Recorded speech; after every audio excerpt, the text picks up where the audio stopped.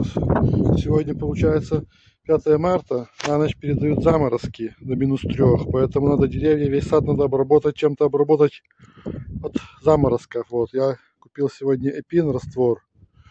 Получается, надо на 10 литров воды в бачок 2 миллилитра Эпина и обработать весь сад. Больше всего это касается вот тех деревьев, которые уже цветут. Вон персик цветет, получается, там алыча цветет, вон на черешне почки набухли, вот-вот распустятся. Виноград тоже боится. И можно там те же розы, гортензии, все, что боится мороза, все надо обработать, получается. Все, что можно накрыть, вот там виноград я понакрывал, вон там вдалеке виднеется белым смундом. Но я все равно его обработаю, потом брата накрою. Сегодня попробуем еще персик, может, как-то чем-то укутать. Гортензии, тоже розы понакрывать, чтобы не померзли.